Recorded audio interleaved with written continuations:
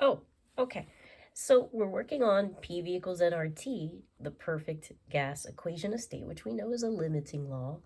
We certainly can observe this relationship empirically by experimental analysis.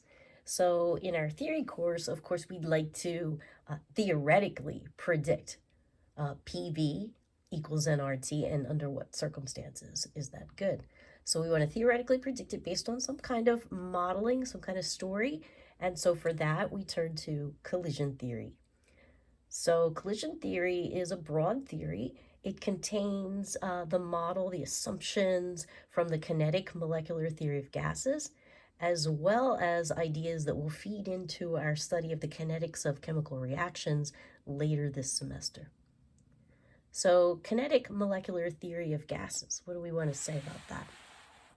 Well, you know from your chem activity that there are assumptions about this theory. So kinetic molecular theory of gases is assuming that the collection of particles in the gas phase are moving in a continuous straight line motion. So that's translational motion as opposed to rotational and vibrational. So the assumption is the particles are moving in continuous straight line motions, and so they're going to encounter each other. There's going to be ongoing collisions. And because of those ongoing collisions, we can know that not all these particles will travel at the same speed. They also won't all travel at the same direction. So if they're not all traveling at the same speed, we can imagine there is a distribution of speeds. And so this is a little graph to talk about distribution of speed. So v is velocity. And if we don't think about velocity as a vector, just the magnitude, it's a speed. And then we need some kind of function that will map these speeds. And so there are functions out there that we'll study. And one function that approximates experimental data pretty well is this one with this shape. And so down here, it's saying that some particles in a collection are moving more slowly, some are moving faster, but most are moving sort of at whatever this speed is. So this is a sort of a generic thing that we'll investigate, but this is a distribution of speeds. So if there's a distribution of speeds, then we might want to know what is an average speed, like if a typical particle, like what's it on average traveling at. And this particular function is not symmetric, so we can't always say that this one right here, this speed, is the average. In fact, there are different averages. So in answer to the question of how fast a particle is going, different types of averages. So we have three here. We've got what's called the average speed, the root mean square speed, and the most probable speed, all because this distribution is not symmetric. Now, in the chem activity, that's the Moog and Spencer book, there's different notation compared to what's in Atkins. So you want to write these down. The chem activity, if you have speed with a bar over, and that's not volume, that's velocity, that's average speed. But in Atkins, it's C with a bar. And it turns out that you can work out the numbers, and it turns out to be equal to the quantity square root of 8RT over pi times capital M. Now, capital M represents molar mass of the particular gas. And molar mass can also be expressed as mass times Avogadro's number, right? Grams times Avogadro's number is per mole. So gram per mole is molar mass. Now, root mean square speed is a little bit different. Here's the notation. It's a square root of, root mean square, of the average of the squares of the velocity. In Atkins, it's just plain C, and it works out to be the square root of 3RT over molar mass. So that's a different number. And most probable speed, a different type of average, has this symbol in chem activity. Atkins gives it an asterisk, and it comes out to be the square root of 2RT over molar mass. So there's different ways to answer the question of how fast. We are dealing with large collections of particles, so there's a statistical analysis that can be done on these speeds. Okay, so the rest of the kinetic molecular theory of gases, then, the rest of the assumptions, is that the span of the particle, diameter of the particle, is much, much less than the average distance between particles. That's called the mean free path. It's free, it doesn't hit anything for a while. It's a much greater pathway before it actually collides. And so if that's true, then you can kind of safely, mathematically assume that the space, the particular three-dimensional volume of a particle itself, that's capital V, is negligible. It doesn't really add to the math, sorry. So you can treat the particle as a point. And then the third assumption in this theoretical model, the third part of the story, is that it's safe to assume that the collisional events that take place between these gas particles are elastic in nature. Just go ahead and assume no interactions.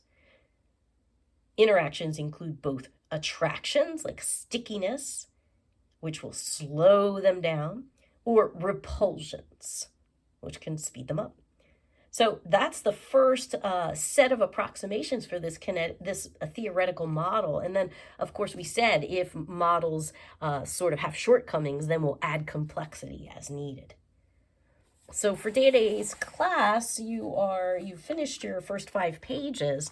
And so with your partner, you want to begin page 6, but I just thought I'd do a quick recap of page 5, number 10. So see if this was your thinking. You know, in number 10, you're trying to reconcile how the kinetic energy per mole of hydrogen is the same thing as the kinetic energy per mole of a different gas, a heavier gas, methane, at the same temperature. How can they have the same kinetic energies, right? The mass of hydrogen is less than the mass of the methane. How do we reconcile that? I mean, hopefully previously you've been thinking, oh, kinetic energy, it's 3/2 PV when we have 1 mole. And PV is also equal to nRT. So that nRT we can replace into PV and we get kinetic energy is equal to 3/2 RT. Yeah, so kinetic energy for both is the same because it's just plugging in the constant R and the same temperature. Of course, you're going to get the same number. Should the kinetic energy of 2 different masses be the same? That's the prediction here. Well, yeah, they're the same if we think about this. If we think, oh, PV, we've already demonstrated, is equal to 1/3 mole times Avogadro times mass times the average of the square of the velocity. And we see embedded in there, we have mass, we have molar mass, and we have some kind of speed. So we start to think, well, what about that? That differs for these 2 molecules. As mass and molar mass increases, these things will move more slowly. This velocity square, this average velocity square, it will decrease. Okay, so if you've got this part increasing and this part decreasing, that's a sort of offset. If you have a large number of molecules, they're going to offset. They're going to cancel out, and you're going to end up getting the same number for this quantity. And then that makes sense. You get the same number for kinetic energy. Heavier things will travel more slowly. Okay, so that's a little bit about number 10. So for the rest of class, you want to begin with page 6 with your partner. Now, this whole chem activity is called G1. You just want to do pages 1 through 12 ultimately. And please go to page 7 and cross out, right in the book, if it's not already crossed out. Make sure you omit exercises 6, 9, and 10 on page 7. You don't have to do those. Now, exercise 11, you're going to need this little relationship. And in the next video, I'm going to give you some more tips about exercise 11. Please also on page 10, omit exercises 16 and 17. You don't have to do those.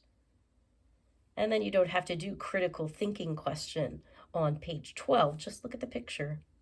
This whole activity is due on the 23rd. Just turn in 1 set of answers for you and your partner. 1 set per pair. Okay, so that's it for today. Spend the rest of the time on these particular activities. And again, I'm going to do a follow-up video to help you with exercise 11.